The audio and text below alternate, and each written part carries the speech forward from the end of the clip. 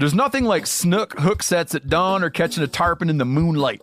Find your next fishing trip made easy on fishingbooker.com and experience the magic of the Sunshine State or any other destination on your fishing bucket list. Book a blue water adventure in search of sailfish or go snapper fishing with the kids. With over 6,000 captains and trips to choose from, planning your next one just got a whole lot easier. Download the Fishing Booker app on the Google Play or App Store, or visit them online at fishingbooker.com to book your trip today. I'm sure a lot of you guys remember the old ceremonial hunting tradition of eating the heart out of the first animal you kill. Meat from those organs are among the most nutrient-rich foods on the planet. You can get those same benefits your ancestors craved via convenient daily capsules from Heart and Soil. Find out more at heartandsoil.co. And remember, use code MeatEater for 10% off your purchase. Welcome to the Wired to Hunt podcast, your home for deer hunting news, stories, and strategies. And now, your host, Mark Kenyon. Welcome to the Wired to Hunt podcast. I'm your host, Mark Kenyon, and this is episode number 361. And today I'm joined by John Altman to discuss his unique methods for targeting mature bucks from the big woods of Maine to the coastal islands of the Atlantic Ocean. All right, welcome to the Wired to Hunt podcast, brought to you by Onyx. I'm joined today by John Altman for a really cool chat. I think, at least. John is a die-hard deer hunter from the east coast of Maine who's been chasing mature bucks across the Northeast for decades now. And he's doing it in some really unique and interesting ways. You might be aware of what I'm talking about if you've watched the new show over on Realtree 365 called Sea Bucks. Well, in short, what he's doing, he's chasing big deer in the big woods, and he's boating and kayaking to islands and finding giant bucks out in those spots too. And he's getting great deer in all these different unique, tough scenarios. So whether you hunt in the Northeast or not, his ideas, I think, can be applicable. You know, when you're listening, think about how you can take little bits of his tactics and apply them to your own scenario. Whether that's in the upper Great Lakes or the deep south. You know, his water access tips are really interesting. His ideas for hunting big timber could be applicable in a lot of scenarios. It just might be the trick you need to take your hunting to the next level. So this is a fun one. We dive into some really, really interesting scenarios. I'm excited for you to hear it. So without further ado, I want you to get right into it. So thank you for listening and enjoy. All right, with me now on the line is John Altman. John, welcome to the podcast. Thanks for being here. Thanks. It's great to talk to you. I'm excited for this one. Every year, I tell myself I need to do a better job of talking to folks up in the Northeast. There's so many listeners up there, and I just inevitably fail. That is an annual failure on my part. So John, I'm putting the pressure on you because you are trying to help me achieve one of my yearly goals. Can you do that? Yeah, I can help. I'll try to represent as best as I can for the Northeast. Good. Yeah. So that said then, John, can you just give me a little background as to who you are and your hunting experiences leading up to this point, and what kind of brings you here today? Sure. So I've been in Maine for about 25 years. I came really as a building contractor. That's what brought me to the area. And the building market was quite strong. So I'm on the coast of Maine. Pretty much when you come into Maine, when you cross the border down in New Hampshire, you sort of parallel the coast and you just start to go east. You don't really go north anymore. And so we're on that kind of end of that direction of going east on the coast. And that's sort of what brought me to the area. I found myself in my way into deer hunting kind of late in the game. I didn't really start to deer hunt until my early 20s. I shot my first deer when I was about 22 years old, and I was all by myself. I didn't really have anybody to sort of mentor, and it's sort of been that way all the way through. You know, I just have sort of had the opportunity to just sort of venture out, and that's kind of been my road. So we like to hunt big deer, big mature whitetails. I think hunting is one of those things that, is in the eye of the beholder. I like to chase big deer, but I think it's great just to be out there, and some people need to just go out and shoot a deer and put it in the freezer, and I certainly understand that too. But our passion is really big, mature whitetail. To us, that's, a deer that's 5 years or older. That's really when we feel the deer is mature. They're hard to find, but they're out there, and we spend a lot of time looking for them. And then keeping an eye on them. We sort of follow them along. We get pretty excited when we find, 3-year-olds, and then we can stay on them into 4, and then we're pretty confident they're settled down enough they're going to be there, and we keep an eye on them for a while, and sometimes we get an opportunity at them. I know how that goes. So much of the whitetail hunting media out there, this podcast included, kind of comes out of the Midwest or of some part of the agricultural world, that part of the country. So a lot of the tactics and strategies and the deer behavior you hear about is kind of centered around that stuff. What I'm curious from you is how much of that stuff is applicable to what you do or how your deer behave? Or do you feel like you're operating on a totally different playbook because the deer and the habitat and the strategies needed are so different up in the Northeast? Yeah. I think it's very, very different. A lot of it just starts with the way the land is managed. We're heavily wooded, so we don't have a lot of ag. So it's very easy for these deer to hide and mature. But that being said, it's also very difficult to find them. So our hunting strategies, I think, are quite a bit different from the Midwest. We can hunt,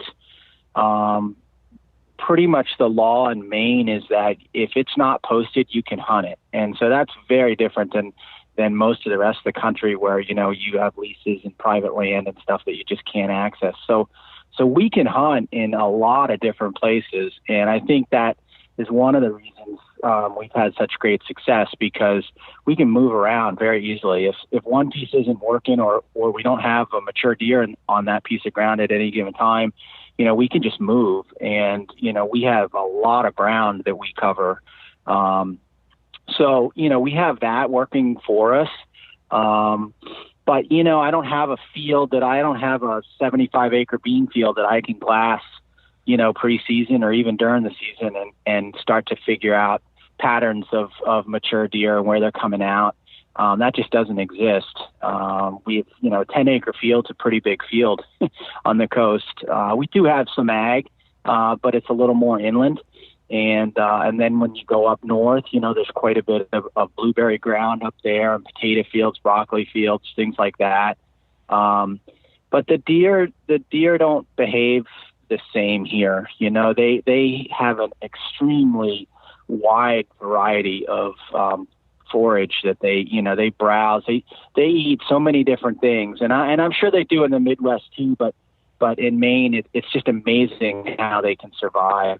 In these mature stands of fir and spruce, and eating mushrooms and browsing on things. And the amount of food, the amount of variety of food that they consume in one day, I think it's just mind-boggling.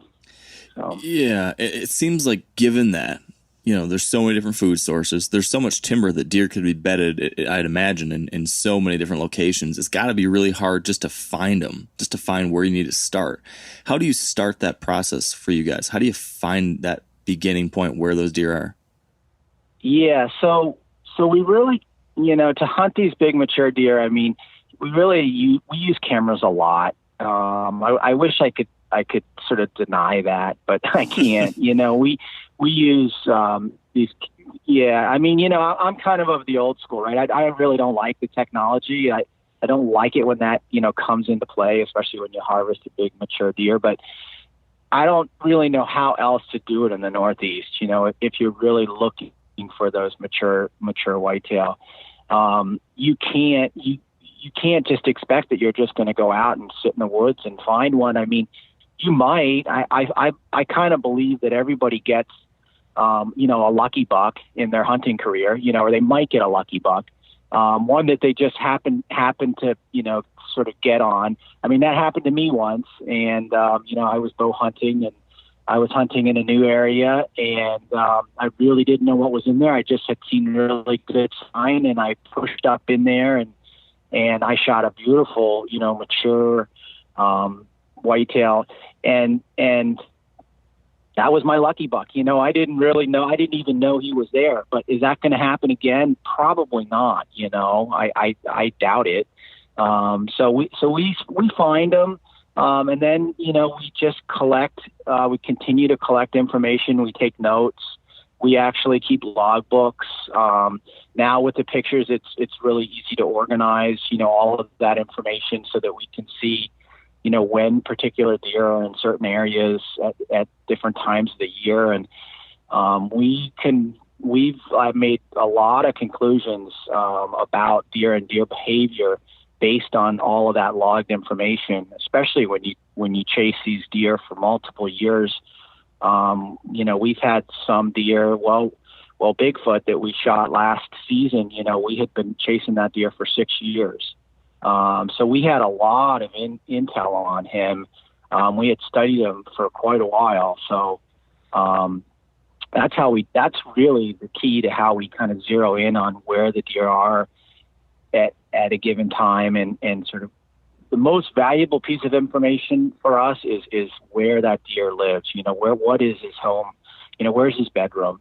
And once we get that figured out, we can then, sort of develop a hunting strategy. So that's really the critical piece that we're looking for, is really where his bedroom is. And sometimes we pin that down by just finding out where he isn't. It's like we'll put cameras out, and that information is as valuable to us as where he is, because then we can cross areas out and say, well, early part of September, he's not in this zone at all. And then, we don't have to worry about that piece, and the deer behavior gets pretty solidified, especially when they get that old. They really start to sort of become creatures of habit. And we see them repeat themselves year after year, sometimes, to within the week, if not even to the day. And it's really bizarre when you start seeing that kind of map out. It's crazy. So, now, what about where you specifically put these cameras when you're trying to get that intel, whether it's just to figure out if there's a good deer in this general area, or when you're trying to find the bedroom of a specific buck?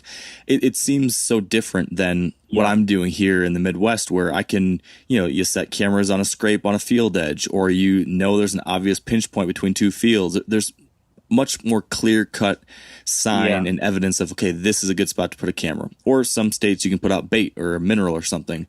How do you get your cameras set, and how do you put them in spots that they're actually going to get pictures and the intel you need? Yeah, well, we can't do any of that baiting. You can feed deer after a certain time in the year, after the hunting season closes and stuff like that. But we can't really do that when we're trying to collect, information that's going to be kind of critical for hunting. So we do the same thing. I mean, we have scrapes, scrape lines that we'll put cameras on. We have a lot of natural food source that we feel like the deer are going to go to first. Like, for instance, apples. We have a lot of wild apple trees, and that to us is a real go-to. Deer will, every wild apple tastes different, and the deer know it, and so do we. I mean, we pick them up all the time, and we're like, that apple's no good. This one's really good. Well, pretty much parallels for the deer. If you like it, they like it. And so that's one of the places we get a lot of our early season information, because those apples start falling. And then, is that deer under that apple tree at 2:00 in the morning, or is he under that apple tree, in the last hour of daylight? And then that's going to give you, from that you can make conclusions on, well, how far away was he when he got up? And so, we start zeroing it down like that. And I'm not going to say that we know just exactly where that deer is bedded, but, we like to think that we can get, basically within a few hundred yards of where that deer is. And I think sometimes we're even a lot closer than that. But if you can, if you can get that close, then you've got a pretty good chance when he gets on his feet. If you've still got an hour of daylight, you're gonna increase the chances of intercepting that deer. So I don't particularly like to have cameras in spots where we are going to hunt. But that being said, the reason I can say that is because a lot of these deer we study for multiple years. So I can eventually, make that conclusion that this is where I'm probably going to hunt him. This is where we're going to have our best chance of intercepting him. So let's not put a camera in there now. But the year before, I might have had a camera there, or even the year before that. So I feel like the deer are a lot more sensitive to cameras than any of us really believe. And we've started putting cameras up really high. We oftentimes will climb trees. We'll take sticks in with us and get 10 feet up in a tree and aim the camera almost, not straight down, but on an angle. We collect less information that way, but I feel like getting it, out of sight is a really good idea. So we, Bigfoot, this deer that we just killed last season, I really believe that we killed him because of the decision we made not to put cameras in where we were going to hunt him. We had done that every year prior, and I think just that foot traffic of going in and checking those cameras was enough to just give him the edge and push him, a few hours back. And he was, his activity was, he was still coming into that area. He would tolerate it a little bit, but it was always, nocturnal movement. So, I think you can overdo it with cameras really easily. But on the other hand, I don't think we can do what we do without them. Yeah. So it's one of those double-edged swords. It's a fine line. So this buck, Bigfoot. Yeah. I watched the hunt for this buck on this new show that you're part of called Sea Bucks, and it's a wild situation because I think this is absolutely has to be pointed out. This big buck that you were hunting, you killed him on an island in the ocean, right? I mean, off the coast of Maine. Yeah. You were taking a boat across the water to an island. How does everything you just described with your trail cameras and that kind of scouting, is that applies directly to the island hunting just as much as the mainland big woods hunting, or do you have to do things different on the islands? No, I think, our strategy is kind of the same in terms of trying to zero in on that core area for the deer, the home base. But the island that island hunting thing just brings a whole nother set of challenges, just from everything from the water crossings to being out there to navigation, in the dark, overnights, weather, all that stuff. But these islands that we're hunting, most of them are, it takes about a half an hour to an hour and a half to run in a small skiff out to them. So, we as much as we like to hunt out there, there's just a lot of times that we can't even get out there because of the weather. So we always have a backup plan. We know when we want to go, but oftentimes we can't get out there then, and we get pushed off, or sometimes we get stuck out there too, longer than we'd anticipated. So it brings a whole nother level of sort of challenges to it, which we really like. We're into that sort of expedition style hunting. But really, I think that the information we're collecting is the same, whether we're on an island or whether we're in a, what we might consider like a 1,500 acre, block of woods that we're working on, so it's the same concept. Okay. Can you walk me through that process with Bigfoot? Because it sounds like it was many years long of trying to figure out this buck. And I'm curious in particular about the unique aspects, given that it was an island. I got to imagine access is really unique, how your wind is manipulated by the island, or just by the fact you can blow your wind out of the water. I don't know. I'm very intrigued by that whole thing.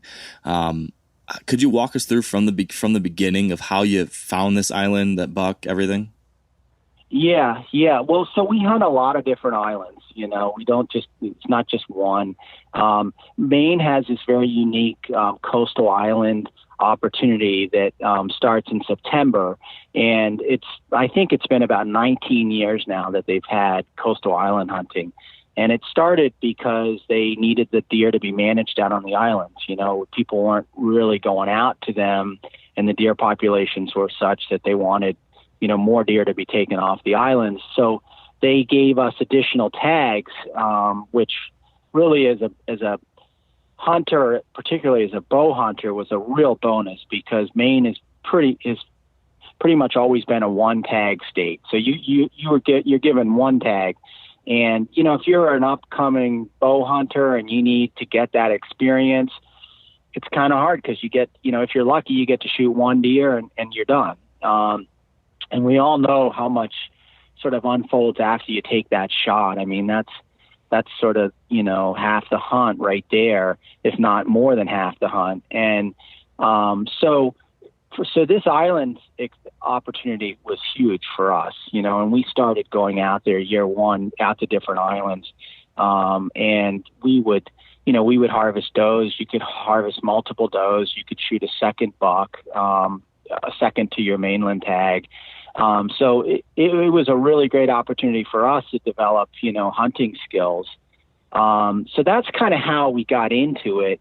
And then, it just evolved to the point where I think the deer numbers started to come into check, and we were less, excited about shooting does, and we sort of were more excited about, zeroing in on bigger, mature whitetails. And we found that, if you let these deer walk, if you have a 2-year-old or a 3-year-old, you really are opening the door to something much bigger unfolding for you. And that was just kind of part of that whole learning curve for us. I mean, we were very much like a lot of people, whereas that first buck that walked in, and if you had a good shot, you took it, and I think for a lot of folks, that's Maine, that is the hunting opportunity in Maine. And I don't have any problem with that. I completely understand that. But we a long time ago, we decided to just sort of let those deer walk by and then sort of see what was going to happen. And we realized, wow, we really have some giants, we have some old deer.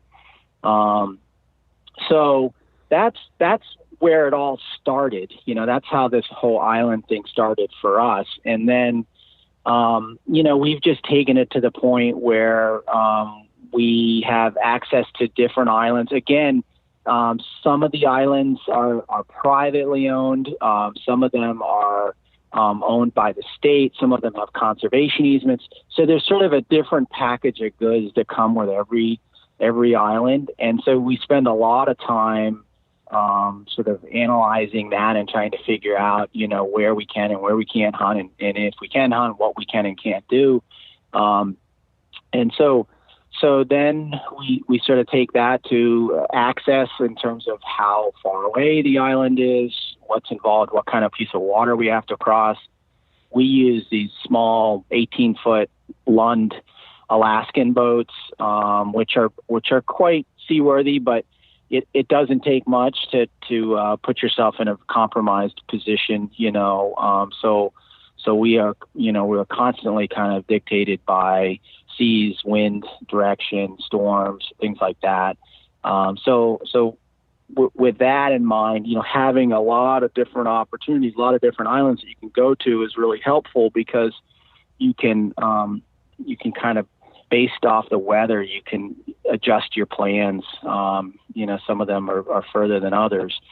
And then we often get out there and we camp for, a week at a time. And then we usually access our tree stands via kayaks.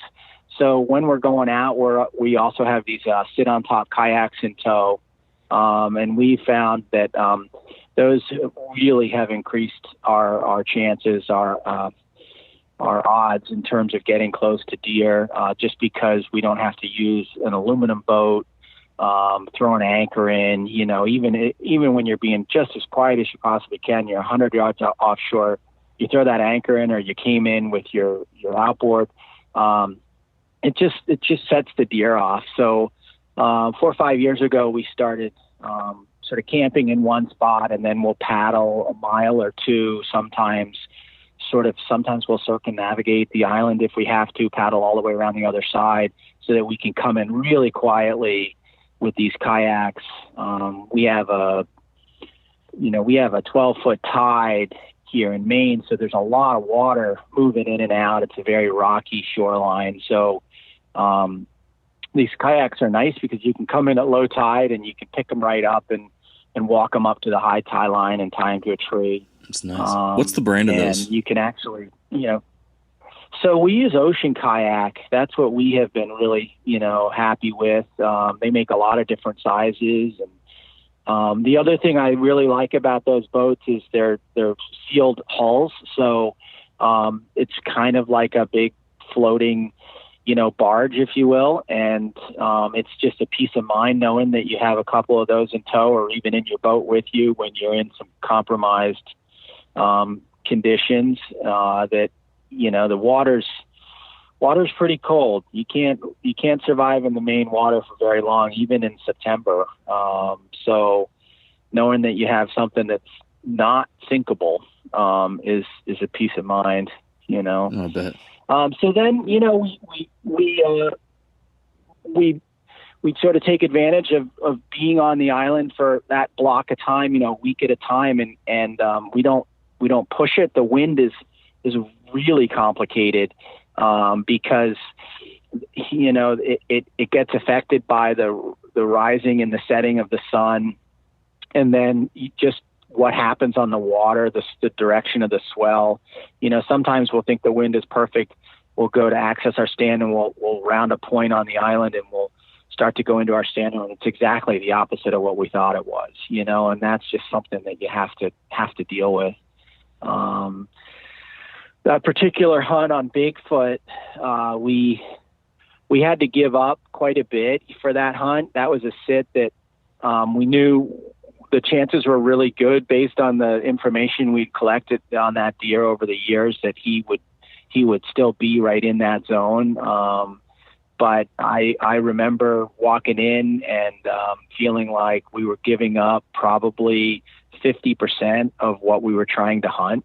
But it was one of those decisions that we made because I felt pretty confident about the rest of what we had, and I think that's very different than hunting the mainland. When you're on an island, you don't have a whole lot of places you can go.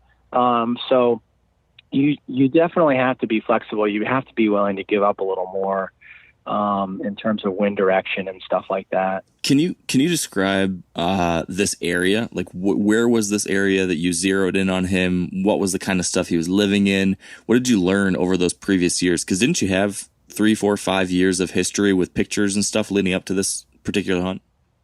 Yes, we did. We had 5 years worth of pictures with him. So,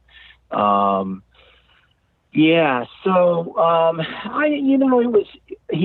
came into what I would call sort of an old apple orchard, sort of homestead area. There was an old stone foundation. You wouldn't really see it unless you really spent a lot of time there, but there was an old stone foundation there. And,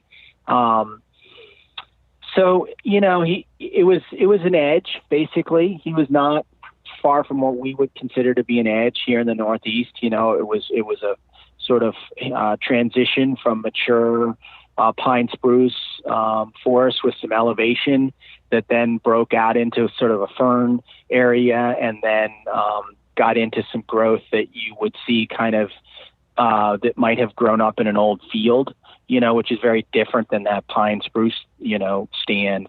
And, as we all know, a lot of, deer love the edge, right? And so they're always kind of on that edge. And so he came, he was probably bedded in the shade on a knoll.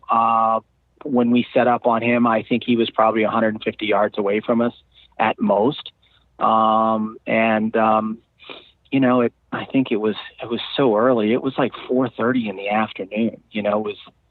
We'd been in the tree for, maybe settled down for a half an hour, and I saw Bigfoot pick his head up. And the thing that's so incredible about that is we have never seen this deer. You know, we have pictures of him, but we have never seen him with our eyes. So when he picked his head up, I just, you know, I felt like we'd won, you know, just because I saw him. You know, that was like whether I was going to get a chance to shoot him or not. I mean, he was like 70 yards away, and I thought, well, you know, I don't know if it's gonna go our way or not, but we got to see him. You know, that was a huge victory. And so, but then it was like, you know, it was like everything we knew was correct about him. I mean, he did just it was like he was on a hook and line, you know. I mean, he just came right down what we expected him to do. He was going right to a particular apple tree, which our information said that was a tree, that was his preference, that was the apple that he liked the most, that was always the apple that fell first. You know, I mean, those little things like that, you know, if you study an area long enough, you figure that stuff out. You know, it's like we knew that tree didn't produce a lot of apples. They were sweet. They would fall early, and that, you know, oftentimes we would get pictures of him, and we happened to run a couple of cameras in this area, and so years prior, and so, you know, we could make those conclusions. He came there, he ate that apple first. Half an hour later, maybe he was over on another one. But that's where we were set up, and he just came right in, and he just, you know, he just did exactly what we thought he was going to do.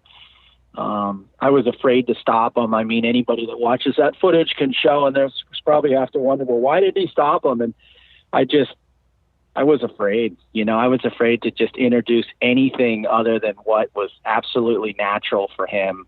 And I just thought he was going to bolt. So when I shot him, you know, he got a half a step on me. You know, he was walking through the trees, and you can't really tell from the footage, but there was quite a few young poplar trees that were in there. And, you know, those were definitely working on me when I made that shot. And, but he got a half a step on me, and, you know, my arrow was 6 inches further back than I wanted it to be. And I knew it, you know, immediately. I knew exactly what had happened, but I also knew he was a dead deer, you know, so it's just going to be a hard recovery. So would you look that deer really taught us a lot. Yeah. Would you do anything different looking back on it, specifically on the shot? I know you recovered him, but it was a tough recovery. Did you do what you had to do, or did you learn something from that you would change next time around?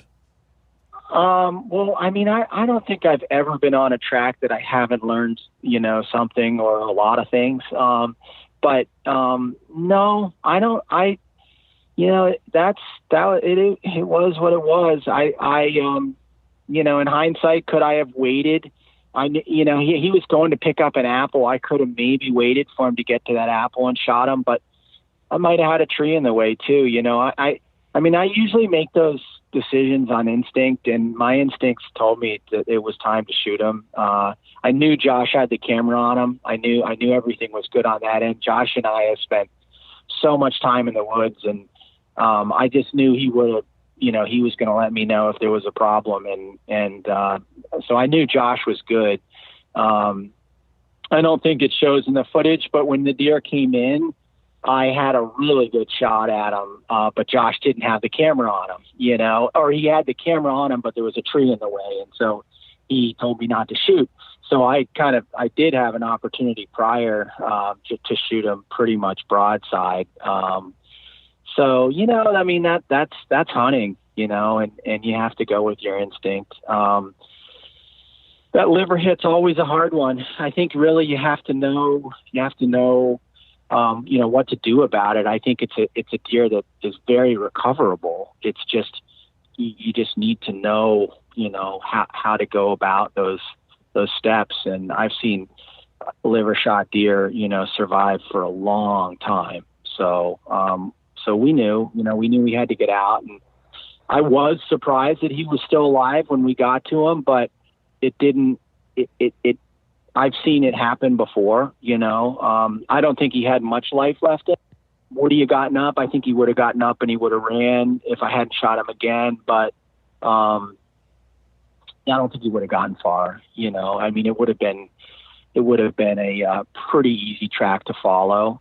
But I'm glad it unfolded the way it did, and I got that second arrow in him, and even, he's a warrior. Even after that, he still had his head up. When we gave him a half an hour after I shot him right through the lungs, he laid on the ground. He was still alive a half an hour later after, 16-hour liver hit. He didn't bleed at all from the second shot to where he laid and died. He didn't have any blood left, so these big mature deer are absolutely incredible. I mean, Josh said it really well. He just said that they are so good at living, and he couldn't have said it any better. They are just absolutely incredible survivors. Yes. They really are. Can't help but respect them, that's for sure. Now, a lot of you guys are familiar with the old hunting tradition of eating, some organ, the heart or a chunk of liver off the first animal you kill. I had that when I was a little kid, and it was a big deal. Organ meats were always prized by frontier people who knew the importance of getting a lot of different minerals and nutrients. And as often is the case, those guys were onto something, because organs are among the most nutrient-rich foods on the planet. And you can get the same benefits your ancestors craved via convenient daily capsules from Heart and Soil, made exclusively from regeneratively raised, grass-fed, and finished cattle. Heart and Soil's unique freeze-drying process means all those important nutrients are trapped in, ensuring you experience every one of the benefits of nature's superfood in a clean, convenient, taste-free capsule. Find out more at heartandsoil.co. And make sure to use code MeatEater for 10% off your purchase. That's heartandsoil.co. Use the code MeatEater. There's nothing like snook hook sets at dawn or catching a tarpon in the moonlight. Find your next fishing trip made easy on fishingbooker.com and experience the magic of the Sunshine State or any other destination on your fishing bucket list. Book a blue water adventure in search of sailfish or go snapper fishing with the kids. With over 6,000 captains and trips to choose from, planning your next one just got a whole lot easier. Download the Fishing Booker app on the Google Play or App Store, or visit them online at fishingbooker.com to book your trip today. So question for you when it comes a little bit more to the lessons you've learned just hunting all these different islands, because I got to believe that some of the things you're doing are applicable to people that are hunting islands in other parts of the country. There's river bottom islands. There's islands in mainland lakes that might hold deer. I can think of a few in the Great Lake area that have deer that this might be applicable. Other than the access deal with the kayaks, are there any other little tricks that uniquely work for you when hunting islands that are different than what you do on the mainland? I'm wondering, I guess this is a two-part question. I do this as a bad habit, but that's part one of the question. Part two of the question is, can you get away with more aggressiveness on an island because these deer live on this island? They don't want to hop in the river or hop in the water and swim to the mainland or swim to another island. They're going to put up with you pushing in a little bit more. Like, you're not going to blow them out of the country. Is that true, or is that not true? So that's my two-part question.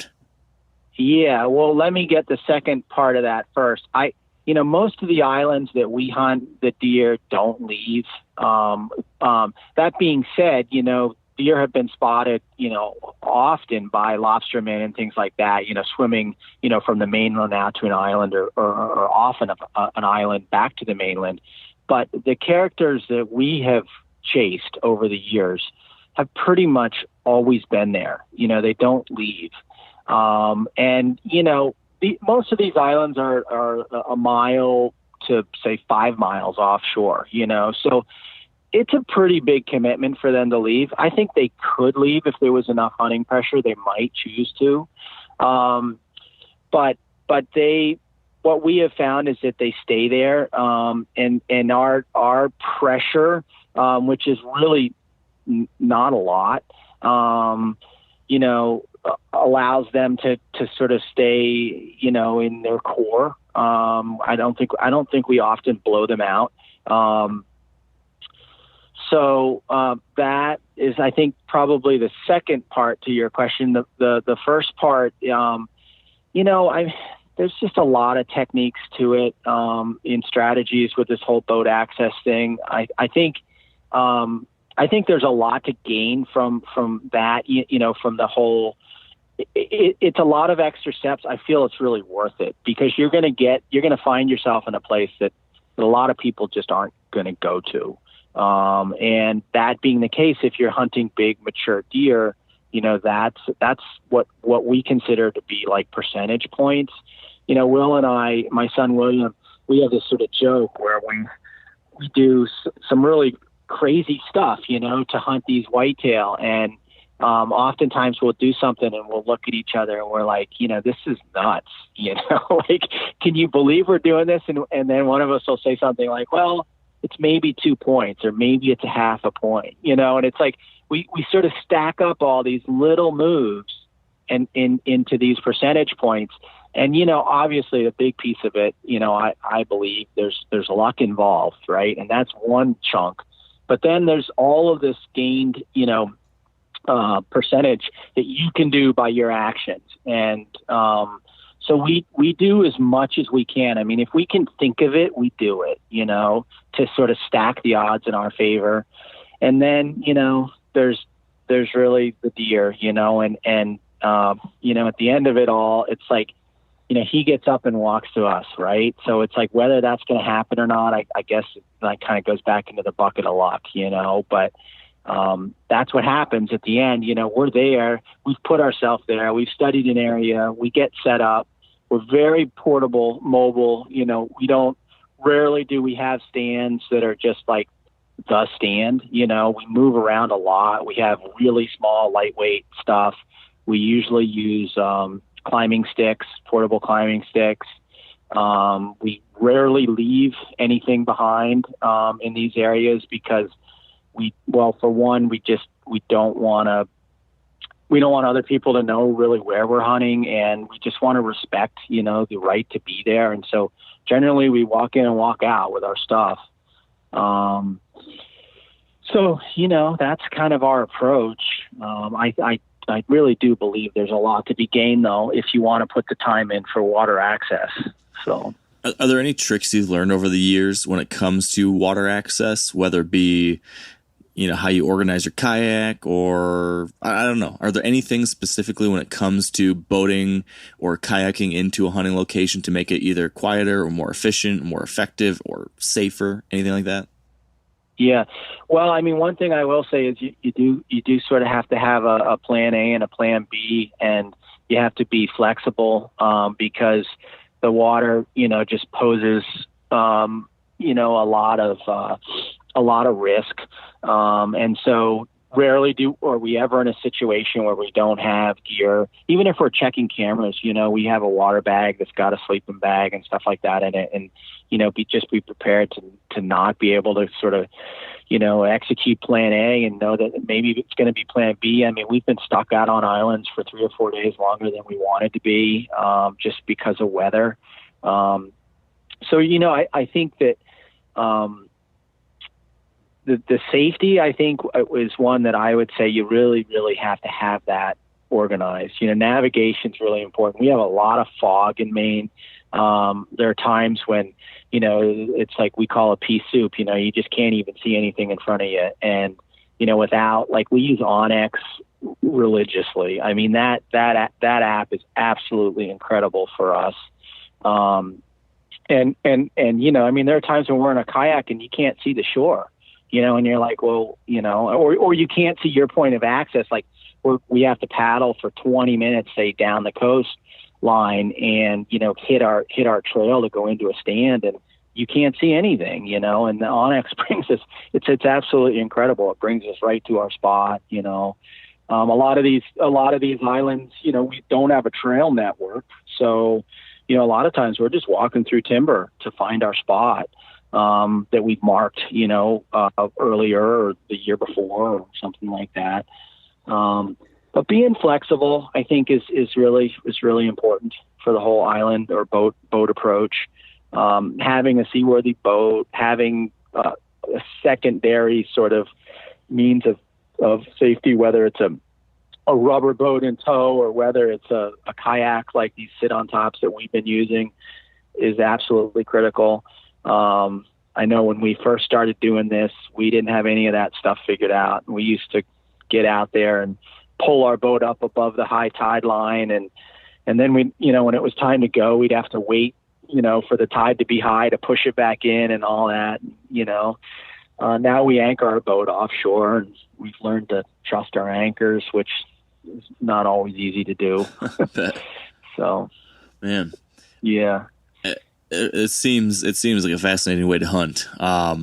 Now, that said, you're finding big old bucks on these islands, but you're also finding big old bucks on the mainland too. Absolutely. Yeah. I know the trail camera aspect is the same across both, but what about where you're finding these deer or where they're bedding or feeding? Are there any other things now when we're moving to the mainland that change when it comes to your hunting strategy or finding these deer? Sure. Yeah. Well, I would sort of add to that a little bit and say that the real attraction for us with the island thing is that we can start hunting in September. Okay. So the mainland season opens in Maine in October, the mainland bow season. So, we can hunt for an entire month out on the islands, prior to the mainland season opening. So that is really a big attraction to us, because we get a whole extra month of hunting, and we get, deer movement that is, there's a lot that changes between September and October and then November. And so we really love that month of September. So in order to do it, we have to go to these islands, so then, in October, it starts to get colder and we're hunting the mainland. I think we probably have more opportunity for big deer on the mainland than we do on the islands. I don't think that it's stacked in our favor on these islands. We've been successful, but I think you really, in terms of finding big deer, and it's a lot easier to move around for us on the mainland. We can drive 20 minutes in one direction or 20 minutes in another direction to hunt a piece of ground. Usually when you're on an island, you're stuck there. That's the piece that you're hunting. It's rare for us to move from one island to another during a trip. We don't generally do that. But we can do that hunting the mainland. We can one day we can be working on a particular deer in one area, and 2 days later we can be in an entirely different zone because the wind's changed. But we do we get right after it in October on the mainland. We generally have gotten our island fill by the end of September. And then we come back, and start hunting the mainland pretty hard. So it seems like from the outside looking in that it's just hard to find bigger or older deer in the Northeast. It's just harder to find them. There maybe aren't as many. Antler growth is different than the Midwest. So a lot of guys struggle just to find any buck. We've already talked about how you find some of these deer with the cameras, but how do you actually find those spots where the big old boys are? Is it simply just listening to the cameras, or are there certain zones, or do you have to get so many miles off a road, or do you have to get so far into the mountains, or anything that you found that's unique to where you find the big old guys? No, I think they can really surprise you. I think they can be right under your nose sometimes. We shot a few years ago. We shot on the mainland. We shot a deer that we only had a relationship with for 2 years. He was 12 and a half years old, and we zeroed in pretty quickly on where his home range was.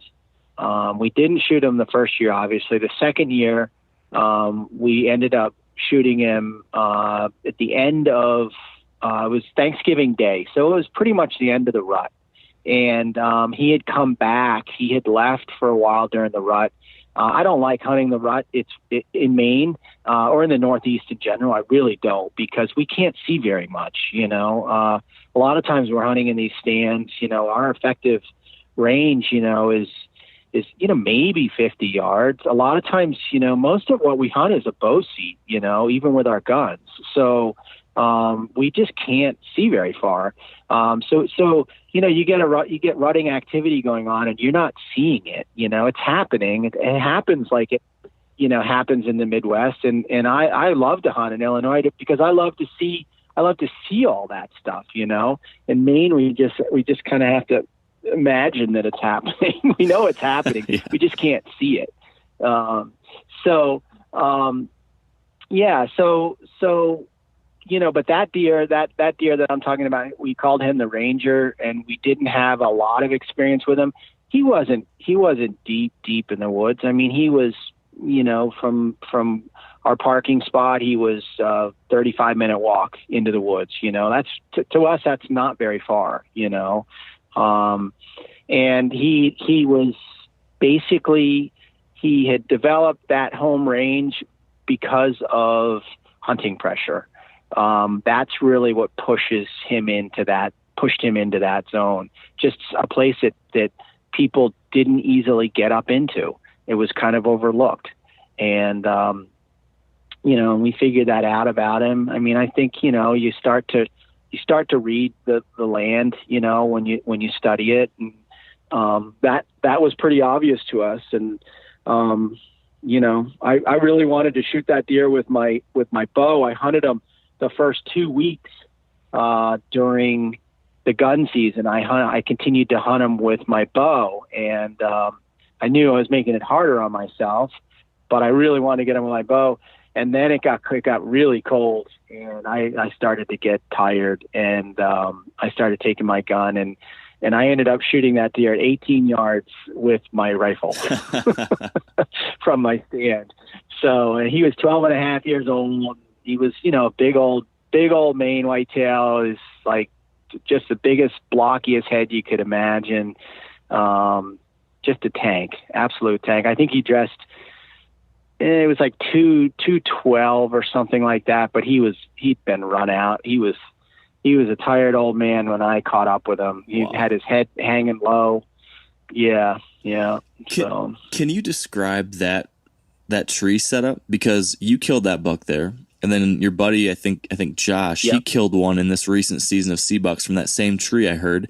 And then I think that I remember hearing one of you guys mention that your son shot or missed a buck there too. So what makes this spot, other than the pressure pushing deer into it, tell me about the exact setup. What makes that so good? Why are these deer coming by your tree like that?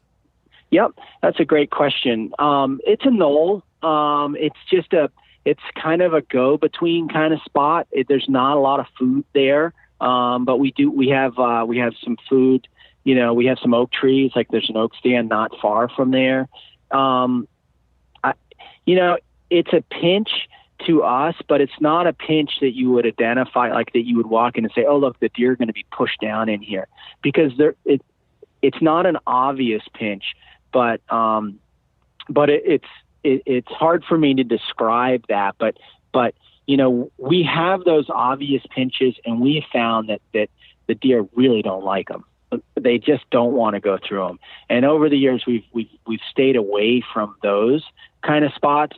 But this is the sort of acceptable pinch, that whitetail will tolerate. So I mean, it has that piece going for it. But it's nondescript. I mean, it's open, it's mature pine spruce. It's a little bit of high ground that has a little bit of swamp edge to it. There is an edge. There is a definition that happens in there, and I think that's why the deer like to travel on it, because there's a swampy, piece that then kind of bleeds into like mature pine spruce. William missed a big buck up there. I shot the Ranger there. Josh shot patches there last year. I think they just dropped that episode, and that was a really great hunt. He was, that deer that morning was with another deer that we've hunted. We call him Slick. And, we had both of those deer 20 yards, I mean, like, that's an incredible day in Maine, you know? I mean, you know, in the Northeast, that's an incredible day, you know? So, but you wouldn't walk through a spot like that and go, oh, this is it. This is where I need to set up. I think, you know, it came to us by just trying it, you know, and having a lot of encounters. We did run some cameras in there, and we realized that there was, you know, we call them 100-year trails. You know, they're really established deer trails.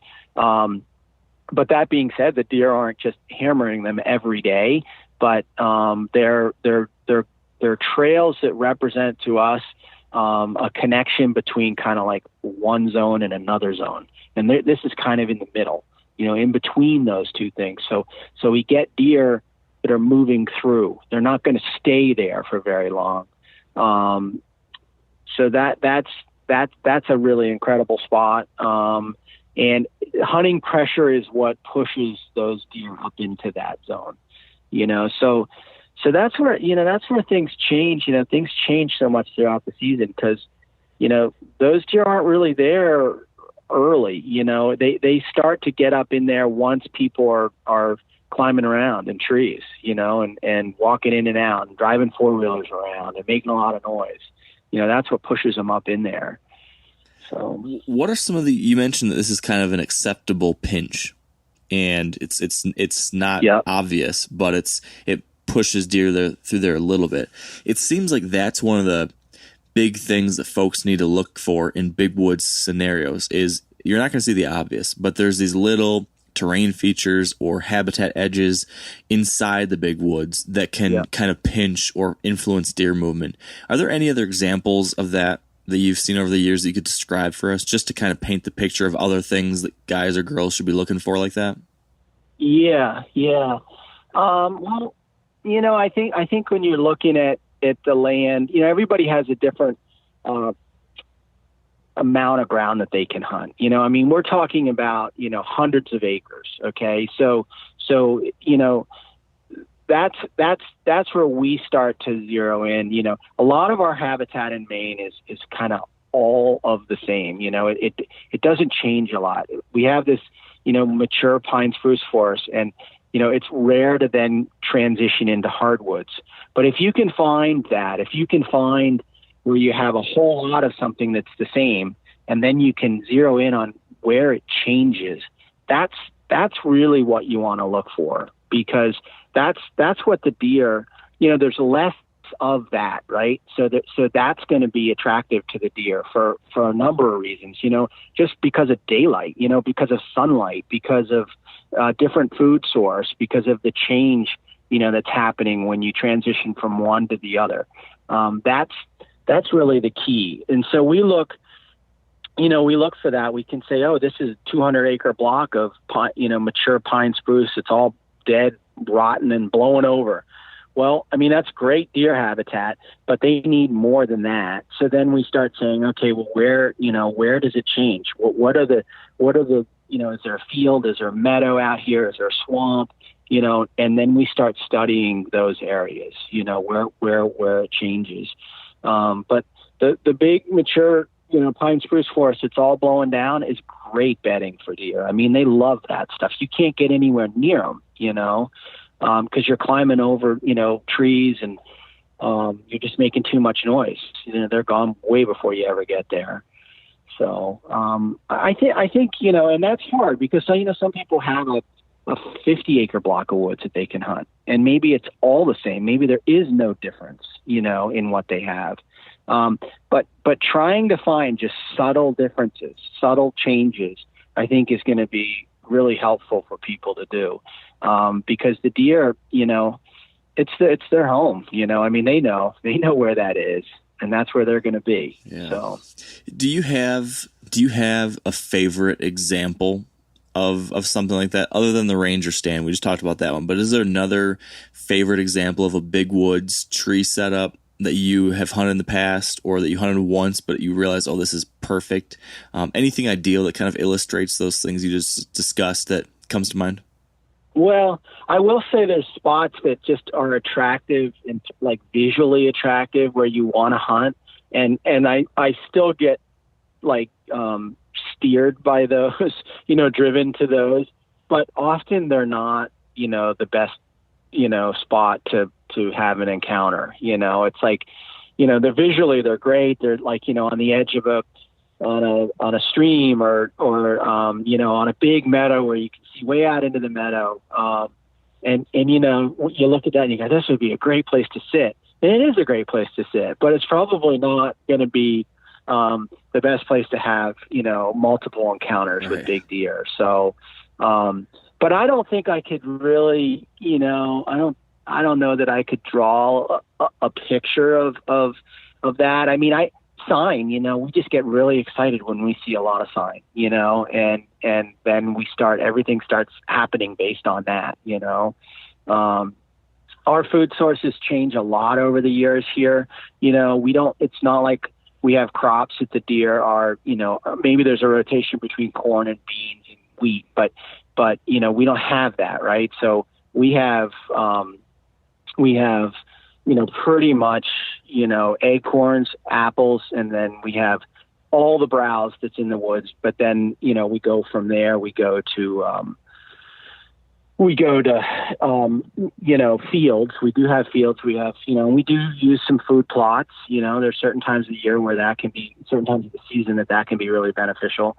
Clovers are kind of go-to in Maine because, with the seasons, with the winter and stuff that we have, it seems to be the feed of choice, and a food plot for deer. So, Back to something you said a second ago, when it comes to sign, that's when you guys get really excited is when you see a lot of sign. What qualifies as a lot of sign in your part of the country, and what kind of sign? I mean, what I would see in Michigan that would get me excited might be very different than what would get you excited in Maine. What exactly are you looking for that turns you on in that kind of way? Yeah. Well, the obvious, droppings, that's one, thing that really jumps out when you're in the woods and you see fresh, deer droppings all over the place, an area that's tracked up. We do get pretty excited when we find an area that, is kind of a rubbing area, for deer where there's multiple rubs. I don't think we really, develop hunting strategy off of that. It's pretty rare for us to hunt a rub line, but we will hunt scrapes. That's something that, and that's such a great place to put a camera, right? Because, all the deer are checking in. So in a very short period of time, you're going to gain a lot of knowledge on what's there and what's using it. That's the kind of sign, it's not seeing deer. It's just seeing the effects that they've had from being there. Now, a lot of you guys are familiar with the old hunting tradition of eating, some organ, the heart or a chunk of liver off the first animal you kill. I had that when I was a little kid, and it was a big deal.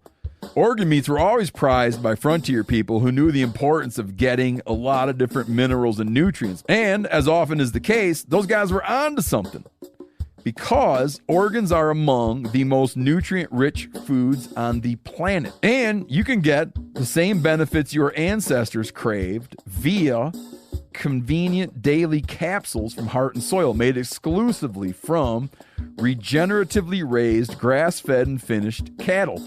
Heart and Soil's unique freeze-drying process means all those important nutrients are trapped in, ensuring you experience every one of the benefits of nature's superfood in a clean, convenient, taste-free capsule. Find out more at heartandsoil.co, and make sure to use code MeatEater for 10% off your purchase. That's heartandsoil.co. Use the code MeatEater. There's nothing like snook hook sets at dawn or catching a tarpon in the moonlight. Find your next fishing trip made easy on fishingbooker.com and experience the magic of the Sunshine State or any other destination on your fishing bucket list. Book a blue water adventure in search of sailfish or go snapper fishing with the kids. With over 6,000 captains and trips to choose from, planning your next one just got a whole lot easier. Download the Fishing Booker app on the Google Play or App Store, or visit them online at fishingbooker.com to book your trip today. Speaking of seeing deer, here's another thing I've struggled with, I guess, at times, because I do some big woods hunting myself up in northern Michigan, and I'm still figuring out. I can't say I've got it nailed by any form or fashion, but one of the things that I struggle with is the fact that there's just lower deer numbers up there, and you can't see very far, like you already mentioned, and deer could be anywhere in that stretch. So you can't see them. There's not a lot of them, and it's really hard to nail down exactly where they are because they don't pattern quite the same as farmland deer. So because of that, here's my question. I imagine you could sit a lot of days, or I'm sure you have days where you see nothing, or you see one deer. And the question is, how much time do you give a good-looking spot? How many sits without seeing a shooter buck would you be willing to hang out in a place or return to a place if you're just not seeing what you want? I got to imagine you have to have more patience than you might have in Iowa, where if I don't see what I want to see in day one, I'm moving in 100 yards or something like that. What's your approach there? Right. Yeah, so I'll give you an example. Last season, we were scrape hunting on a particular, we were looking for a particular deer, and Josh and I sat for not back-to-back weeks, but we basically sat for 2 weeks straight on a scrape, on the same scrape. I don't think we saw a deer the whole time on that scrape. We never had it, and we never had an encounter. And so, were we discouraged? Yes, but we also knew what the potential was. We knew if he was there, he was going to come. He was going to walk by that scrape. Now this is a deer we don't have a lot of experience with. We've only really been hunting him for. This was really the first year, last year, that we were hunting him. And he had been to this scrape the year before, and he had torn it up. So we were putting a lot of eggs in one basket.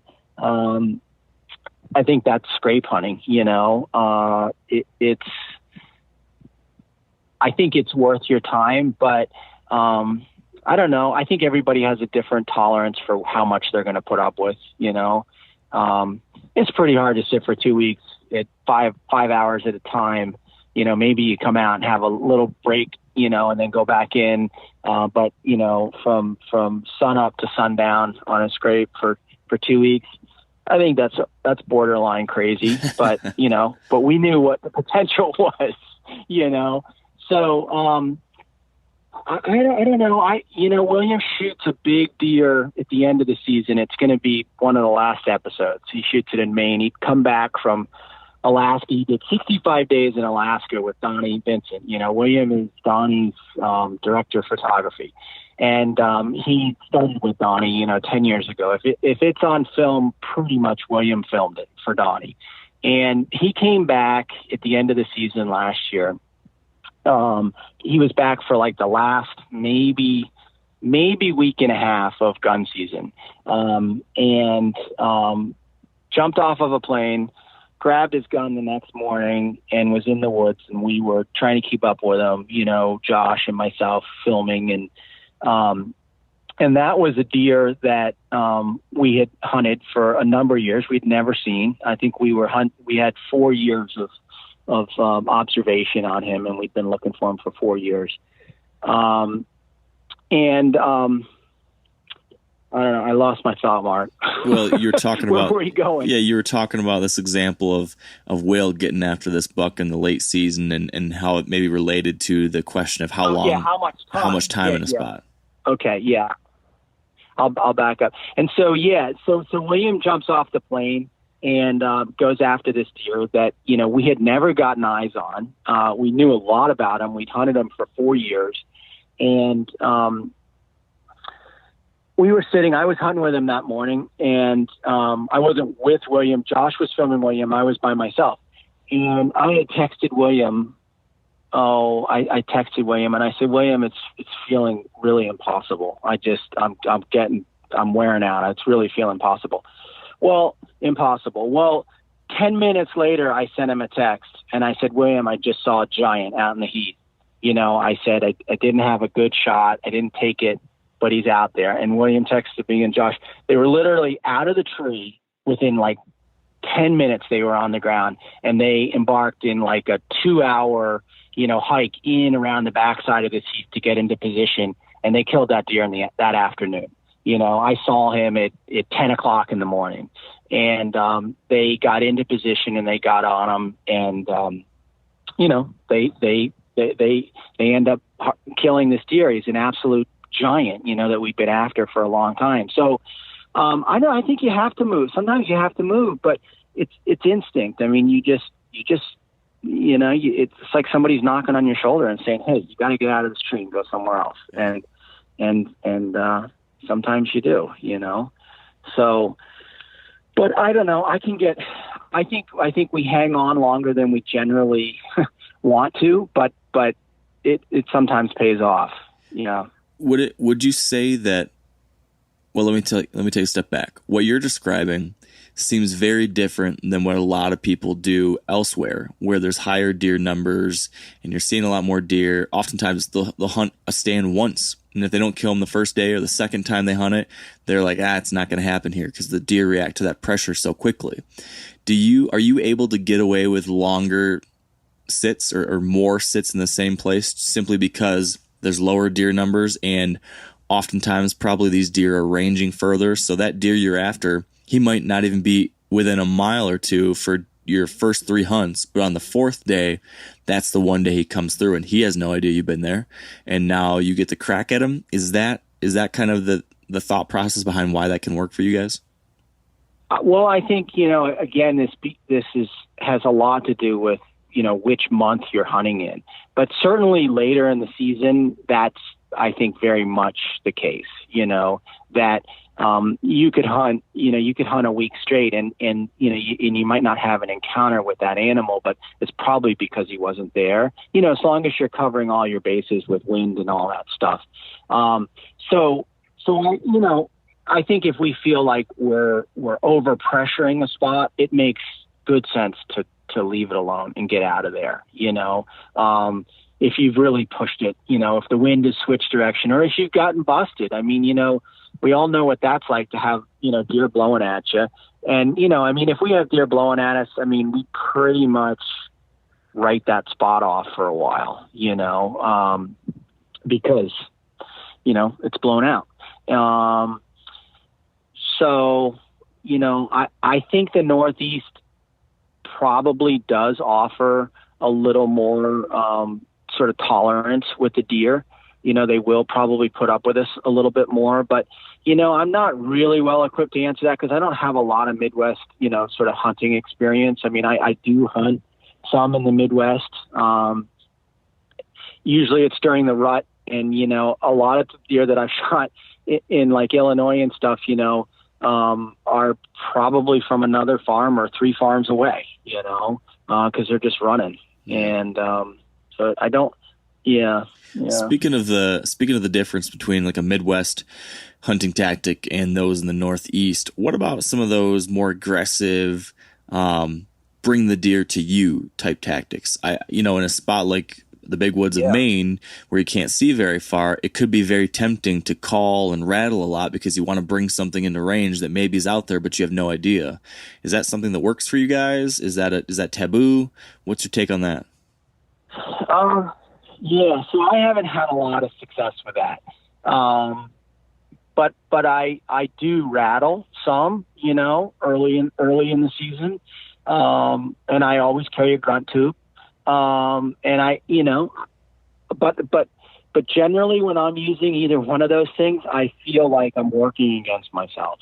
And that I think has just a lot to do with a personal, preference. It's sort of, I just feel like, it's pretty hard to fool a whitetail, Can it happen? Sure. Particularly younger deer, if you rattle, are you going to rattle in a 3-year-old? Yeah. Good chance that that's going to happen. But a big mature whitetail, he's got it figured out. He knows if there's other deer over there fighting, and he he's probably not going to come over there and try to clear house. He's just going to walk away. He's just going to take the other trail. So I personally, I don't do a lot of that. Yeah. Okay. All right. So oftentimes it's all about finding those edges, those slight pinches, the things that in some way move deer to where you can predict to some degree. But what about those times when that's not in the cards and you actually get on the ground and go to the deer? I know that you've done some tracking. That's something that I'm fascinated by. It's something I want to try this year. Can you talk me through, your approach to that? When Sure. is that a tactic you turn to, and how exactly do you pull it off? Is it you wake up one morning, you're like, ooh, there's a bunch of snow, today I'm tracking? Or is it more so you're walking to a stand and you cross a track and you decide, oh, you know what? I'll take advantage of that. Yeah. Good question. It's definitely something that we love to do. We're not often given the chance here on the coast because, we have this sort of, it's almost like a lake effect, with the snow. It's not that we don't get that opportunity. And generally when we do, we seize it, we get on it. We like a few inches of fresh, soft snow. And, we definitely love to track. A few years ago, we had just a fantastic day. Josh, Will, and I, we were all together. We broke up first light. We broke up in the morning and all looking for tracks. And within the first 45 minutes, I had a huge track, and I was trying to get Will's attention and Josh's attention, and Will said, "I've got a really great track," and I just saw him. So it was like, I left my track and we went to Will's because he'd gotten a look at the deer, and we tracked that deer all day. We had 8 miles. It was the 8th mile before we shot him, and he made 2 classic mistakes, or I should say, we made 2 classic mistakes that we didn't capitalize on, early on in that track, and we knew, we said, well, we're probably not going to get a third chance, but we're going to keep after it. What are and those it was mistakes? like 3:00 that afternoon. We shot him. Well, I mean, one, he was bedded on a knoll up on a hillside. He'd done, the typical, went up on a hill, he hooked off to the right, and he watched us walk right up the hill. And it's not that we weren't looking for him, and we don't know that, the deer do that. We just didn't see him, We got up to the top of the hill, his tracks broke right. We walked 30 yards over to the right, and there was his bed. And we could look down and we could see right where our tracks were coming up the snow. And so obviously he looked right at us, went off the backside. And, then, mistake number 2, this is a classic. Right then, look, there were 3 of us. So I probably should have, or Josh should have, one of us should have just sat down, right there and just waited. But we tracked that deer over the backside of that hill, around, and he button hooked back around, got right on his trail, and came right back up our tracks. Wow. So, So I mean, that was the classic, mistake number 2. And if somebody had just sat tight there, the deer would have walked right to him. And then it was a few miles later, and I think really where our opportunity, went in our direction was that he joined up with 3 or 4 does, and he got distracted, and we were able to sort of get up in front of him.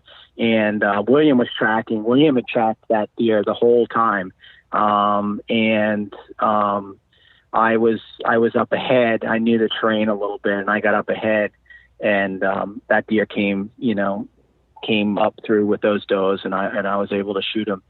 But that was a 7-year-old, mature, real heavy main deer. So we love to track, and the Northwoods is great. Oftentimes we have to go, we have to drive an hour or 2 to get up into, spots where the tracking's really good. And if we do that, you want to be set up to spend the night. If you're on a really good track and you're deep into the woods, and and a half an hour left of shooting light, sometimes the best thing to do is to just drop and just camp right there, and then pick the track up in the morning, because if you have to walk out, there's a good chance you're not gonna walk back in and get on that track again the next day.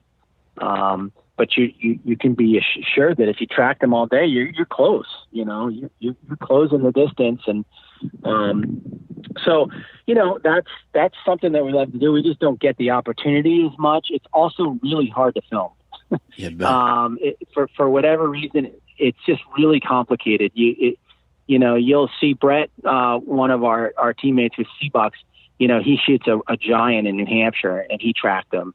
And it's just really complicated, to pull all that together, and get the shot and everything else. So, because of our, engagement with Seabucks, it's not our first go-to, but it is something that we love to do. We really do. Yeah. So. I got to get a little more detail on the hows of that. So when you start out on a day when you're going to do that, and you said in that example you described the three of you split up to look for a big track, where are you going to find one of these big tracks? Are you just driving roads till you see one cross a road, or do you walk out into an area where you think there should be a deer and hopefully catch that big track? Like, how does that process start? Yeah, great question. So that story I was telling you about was actually on an island. And everything was just perfectly lined up. William happened to be here. Josh was here. I was here. So that was a big thing that we got to hit on that. And then we got some snow. And there was an island that we really wanted to go to. There were 2 deer out there that we were really after, 2 big mature deer. And so that's what took us in that direction. But that, we've been trying to do that for years, to get out onto these islands and do some tracking. And it's just the conditions it's so hard to get that to line up. So if we're tracking on the mainland, that's what you said is exactly the way to do it, is go up north, get on some of these logging roads, and pretty much drive the road or walk the road if you can't drive it, and just find a big track. And once you start studying these tracks, you start to kind of get an idea of which one you want to take and which one you don't want to take. And but that's the best method. Cover a lot of ground, early on, and until you find the track you want, and then it's all on foot from there on out. How do you tell if it's a track you want? How big does it have to be? How do you determine how fresh it is? How new of a track does it have to be of your, worth your time? Yeah. So, I mean, the size of the track is generally the first thing you're looking at, and then, you based on that, you can look at the stride.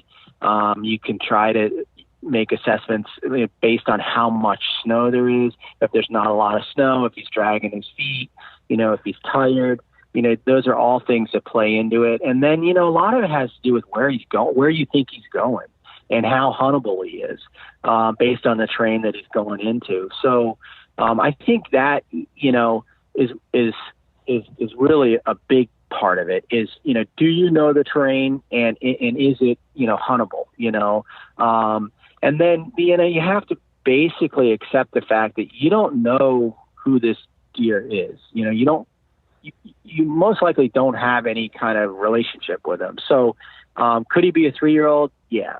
Could you have mistaken that 3-year-old track for a 5-year-old track? Absolutely. And so you have to be at a point, where you're willing to accept that. You might end up shooting a 3-year-old because oftentimes you don't have the time to really study the deer when he gets up. I mean, it could be such that you do, but good chance that you don't. You're going to shoot a running deer, so you have to be willing to accept that as well. That's not always going to go just the way you want it to. So you have to be prepared for that. You really, you have snow on the ground, so that's working in your favor. If you don't happen to make a favorable shot, there's still a good chance you're going to be able to stay on that deer because of the snow. But there's less control, with that whole tracking game. I mean, we really do love it, but, we're not engaging with deer that we know, characters that we've sort of identified with. So it's not our number one go-to, but it's something that as the season, goes on, it's really fun to get into new country and explore like that. And so we definitely like to track. Yeah. It sounds like a lot of fun. So I got to believe, or I hope, that there's some people listening to this that hunt some kind of big wood situation, whether it's in the Northeast or maybe big woods in the upper Great Lakes or big, pine plantations or something down the southern part of the United States where they've got lots of timber and not the usual easier to figure stuff out stuff like maybe you've gotten patchwork ag land. So I'm imagining this audience member right now, and let's say they're a relatively new hunter.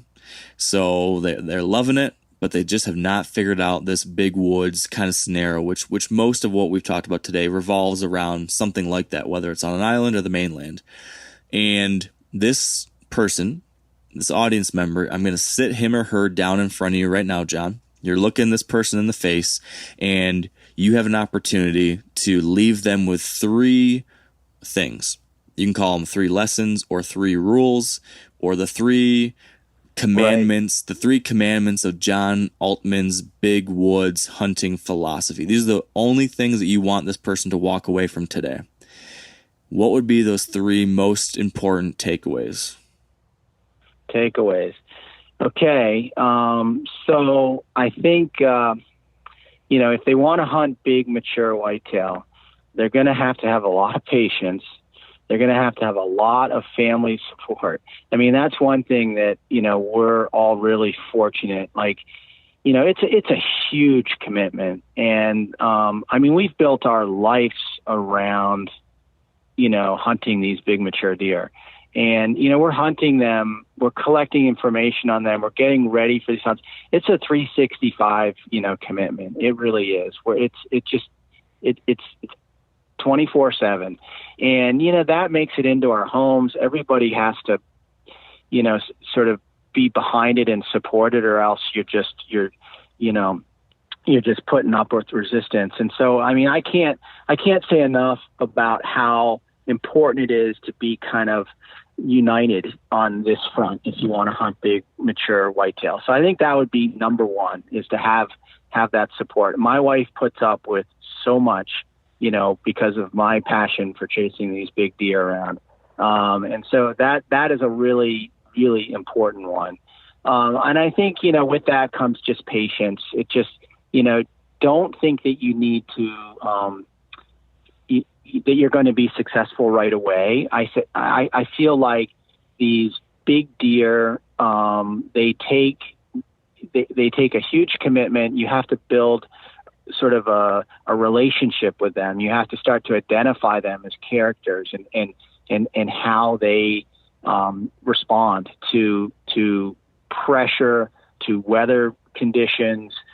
They're like humans, they're all different. You have really social deer, and you have deer that just don't want to have anything to do with anybody. And so you have to accept that you're going to have to figure that out about the deer. And so I think that would be number 2, is just kind of an incredible amount of patience. And then, I think number 3 is just being really proficient, being able to make, quick decisions, being able to move, being able to, have lightweight setups, being able to adjust your plan. There's not 2 sides to this coin. There's multiple, sides. It's always going to change. It's always going to evolve. And so being flexible, I think, is really important, and being, flexible and proficient, whether you're a bow hunter or a gun hunter or both. It's just being really connected with that equipment and gear, knowing that, if your string loop, falls off your bow, know how to tie it on again. Don't feel like you have to go to the bow shop to have that done. Connect with your equipment, understand how it works. That, if you can eliminate that, that sort of concern about your gear. Know it well enough that you know how to fix it. You know when it's not working right. You know if something doesn't look right. If you can eliminate that, then you can be so much more focused in the moment. To make that shot or to make that decision that's going to get you to the point where you can make that shot. So I think it's just an overwhelming commitment that you have to make, to hunt these big deer. I think that's really, really kind of all wrapped up in one. Yeah, that's the Be truth. ready to commit. Very true. All right, John. Well, this has been really interesting. It makes me even more excited for my potential trip up to the Northeast this winter that I'm excited about. But if people are hearing this, oh, that's good. Yeah, I'm gonna try some of the stuff out myself in New York or Maine, I think. But if people are listening and they are interested in following along with what you got going on or watching some of these hunts we've talked about, where can they find all this and learn more about what you've got going on? Sure. Well, we have a website, mainhunter.com, and that showcases us pretty well. It talks about different projects that we're engaged with. It has information about us personally, some of our thoughts and beliefs, and then, it talks about workshops and things like that we offer. And then obviously we have an Instagram account, Main Hunter Official. We're trying to be better about all of that stuff. I often say, it's not our forte. We're the guys that are in the trees, not so much doing that stuff, but we're trying. We realize the power that is sort of behind it all. So we're trying to be more present on that front. But that's how you can find us. And I always encourage people to call. I love to talk on the phone. I love to hear about different stories that, are going on for different people with their pursuits. So, we're available, that way people can find us. Perfect. And what about the show Seabucks? Where can they see that? Yeah. So Seabucks, is on the, Realtree 365 platform. It's a 16 episode series that we made in the Northeast. We have, we're trying to kind of showcase the variety of hunting that exists in the Northeast on the Eastern Seaboard. So it goes from Maine down to New Hampshire and then into Massachusetts. And obviously we've talked a lot about Maine. The New Hampshire piece of it, is pretty much mountain hunting in New Hampshire. And then we get down into Massachusetts, which is really a whole nother sort of approach. And that's an urban style hunting. There's definitely big mature whitetails, in some of those urban areas. And it comes with a whole nother sort of package of goods in terms of being successful at that. So we're trying to sort of showcase, the different segments of the Northeast. I think a lot of people can relate to it. I think it's it just sort of hits the nail right on the head to a lot of really, avid enthusiasts that are pursuing whitetail. So we're really happy about it. It's been a lot of fun. We've got some great ideas for this upcoming season. I think it looks like it's gonna stay there on that platform, the Realtree 365 platform, and it may be in some other spots, maybe on Carbon, and we're probably going to have it on a YouTube channel as well. So that's where you can kind of look for it this upcoming season. Very cool. Awesome. Well, from what I've seen so far, I've really liked it. So I would encourage people to check that out if this has been intriguing. And John, all I got to say now is thank you. I appreciate this. Yeah, thanks you. It was really great to talk with you, Mark. This was a lot of fun. Good luck this upcoming season. Thanks a lot. All right, and that will do it. Hope you enjoyed this one. Thank you all for listening. Much more to come in the upcoming weeks and months leading into hunting season. I can't wait. Hopefully you're as excited as I am. And until next time, thanks for listening and stay wired to hunt.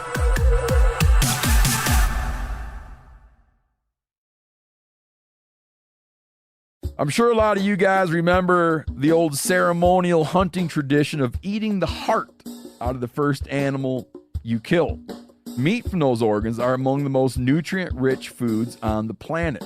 You can get those same benefits your ancestors craved via convenient daily capsules from Heart and Soil. Find out more at heartandsoil.co. And remember, use code MeatEater for 10% off your purchase. You ever get that feeling the walls closing in, the concrete jungle suffocating you? You crave some wide open spaces, the chance to connect with nature, maybe in a spot all your own. Well, head over to land.com.